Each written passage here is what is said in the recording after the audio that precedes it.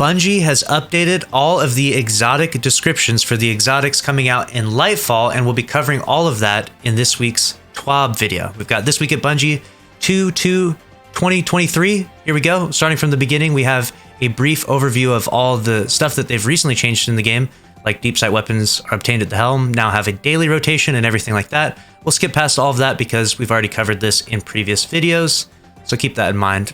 That's already live. Look at all these new exotics. If you haven't seen the most recent trailer, make sure to check that out. They now give us some brief updates on these things, so let's go ahead and read through all of these. We've got final warning. Hold down the trigger of this kinetic slot strand sidearm to mark targets within range and load a burst of bullets. When hip firing, projectiles track aggressively toward marked targets. Nice. Then we have deterministic chaos. While holding the trigger, every fourth bullet of this void machine gun becomes a heavy projectile that weakens targets on impact. Every fourth heavy projectile makes targets volatile on impact. There we go. And so that's nice to know that it's actually every fourth bullet. And then next up, we've got Winter Bite. This one is a little controversial. People were upset about this. This heavy slot exotic stasis glaive. So it's not a glaive, not an energy glaive like we're used to. It's actually in the heavy slot.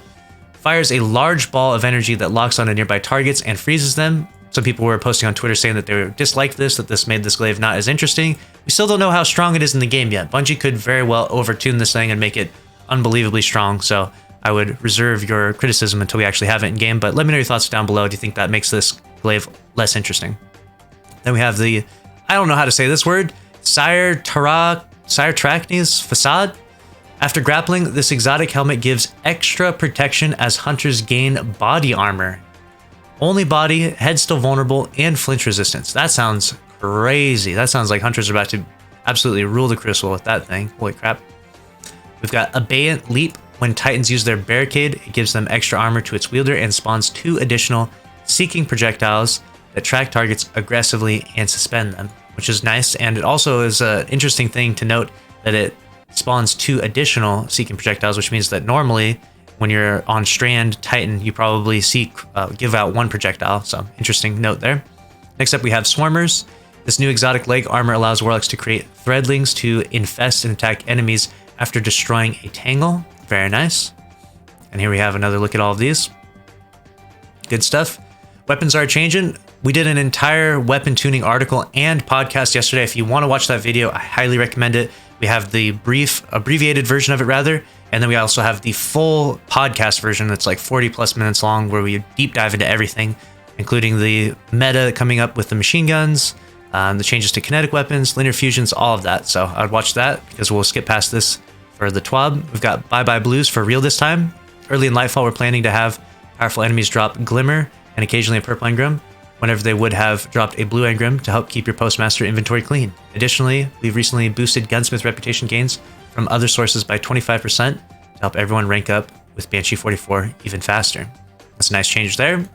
Then we have Lightfall maintenance downtime. So the day before Lightfall, the game is going to be brought down for 24 hours starting at reset time. So whatever your time zone is, wherever the reset time is, 24 hours before February 28th, when the game would go live, the game will be down for that entire time. So make sure you got everything set up beforehand. Also, the API might be busted during that time. So I'd recommend throwing on some of your good weapons, some of your good armors, throw on your best build, so that way you're ready for Lightfall when it does launch on February 28th. All right, next up, we've got Cabal Scorpions needs some tough love. And then they talk an entire article about their Black at Bungie program that they're doing. You can show your support to Black Americans by purchasing our Be Heard pin at the Bungie store and the EU Bungie store. All profits go to the Southern Poverty Law Front. The polls are open. You get to vote for the Trials map next week if you're a part of the Bungie marketing emails. So your options are the Fortress, Twilight Gap, and Radiant Cliffs. I would highly recommend to not vote for the Fortress. Please don't vote for Fortress. There will be many agents of chaos out there that will do that, but hopefully we don't have to play on that map. That would be a terrible Trials map. Twilight Gap is not my favorite map. Radiant Cliffs also is not my favorite map. I probably would choose Radiant Cliffs over Twilight Gap though, but we'll see.